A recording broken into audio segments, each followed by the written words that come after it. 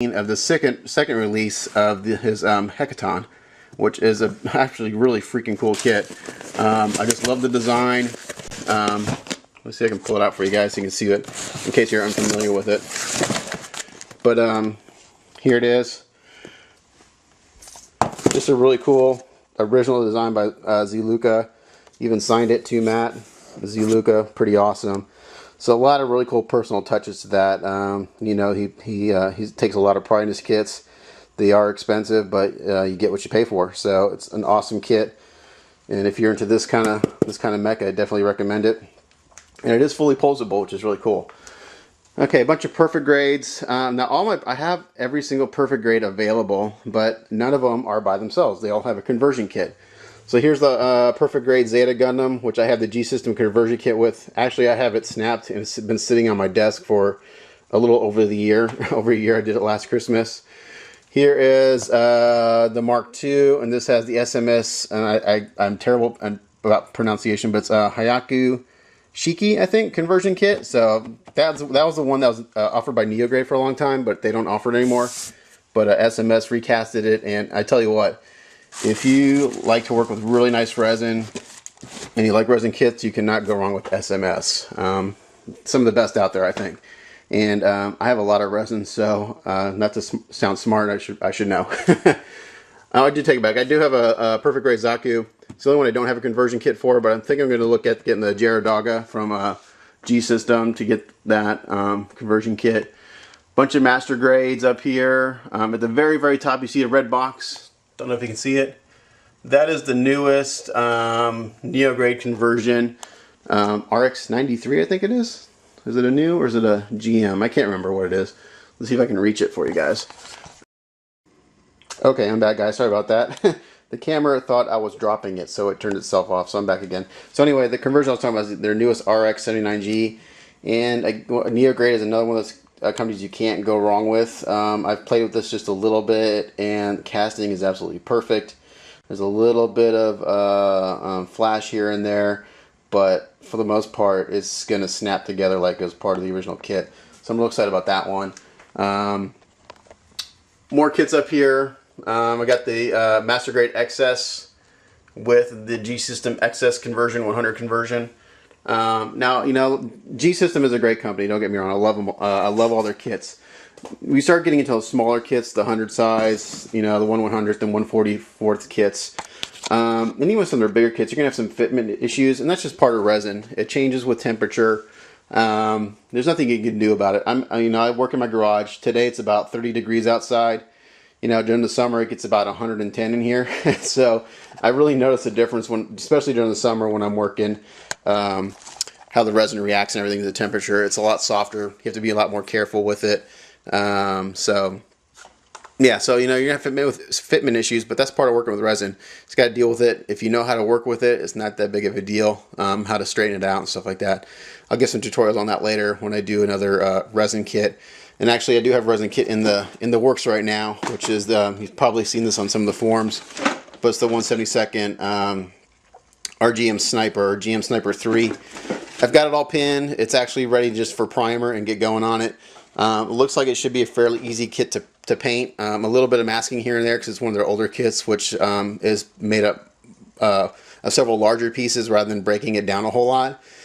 Actually, I kind of like that, and I kind of like the fact that it's a fixed pose because if you notice my work, I don't do a whole lot of posing. And my whole reasoning behind that is because if I'm going to spend 20, 40 hours painting a kit, the last thing I want to do is scratch it. So basically, unless I come up with a pose beforehand, it just stands there. That's my take on it. Everyone gives me, oh, why aren't you doing these cool poses? Well, I spent 40 hours painting the damn thing. So that's why. I gotta go. Someone's at the door. I'll get back to you later. Bye. Okay, back again. Sorry about that, guys. I'm just gonna wrap this up real quick to go over some of my other stuff. Here's the 1/72 high new conversion. This is probably my favorite design of this mobile suit. Man, G-System really knocked this one out of the park, I think. I love the detail. It's super detailed. This is one of their better conversions. The parts fit really, really good. A lot of metal bits here and there. I like the fact that the funnels are in plastic, which will make that easier for finishing later, and they're not nearly as heavy my favorite design. Here's another one that I wasn't planning on getting, RX-97 NTO Alex, but sorry, NT1 Alex.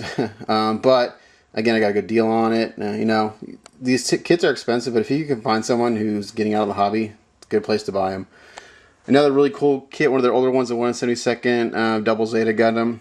I love this kit. Another one of my favorite designs of this mobile suit. Just really cool. What else do I have? Some G-System shop stuff. Here's the 124th Sazabi head. I actually have this. I bought another version of this that's already pre-built. So I bought the kit. So now I'm going to do this in a different color scheme eventually. Some fine mold stuff. I just recently bought all the fine mold Star Wars kits. HLJ had a great sale a couple months ago, so I got them all. And then I just got the 172nd Millennium Falcon, which is just a kick-ass kit. Looking forward to that. I bought a photo etch set for it, some lights, lighting kit.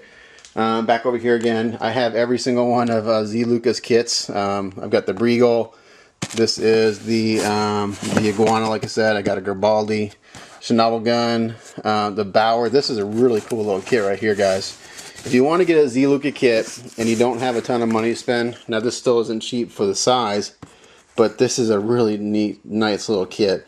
It's fairly small. It's 220 scale, and I think when it's complete, it'll be about 4 to 6 inches tall. But such a lot of cool little details in such a small kit. Again, perfect casting, and I've already got this one cleaned up. It's ready for primer and paint. I got an original B Club, the O kit here. Someone was getting rid of that. All these drawers are full of resin conversions. I've got the Patchwork Sazabi in here. I've got the SMS Nightingale conversion in here.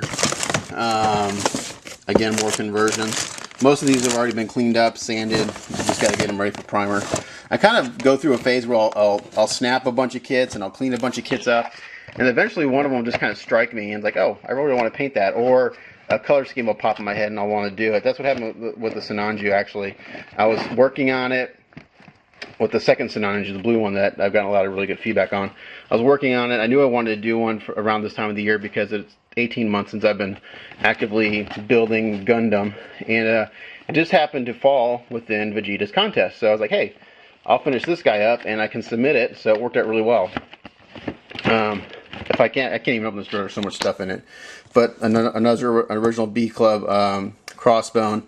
This is one of Aiko Creations conversion kits. Aiko, again, awesome company. You see my Blue Destiny on there. That's an Aiko conversion. Here's another one of their conversions. I think it's another Blue Destiny kit. I bought all three. He released all three at one time, 1, 2, and 3. This is a real popular kit right now, the SD Nightingale Plastic Kit. Really nice kit. It's not from Bandai. I just looked at it. The presentation is really awesome. It comes with LEDs. I did go to my favorite online parts store, HQO Parts, which I set a link up to in my Blue Sinanju.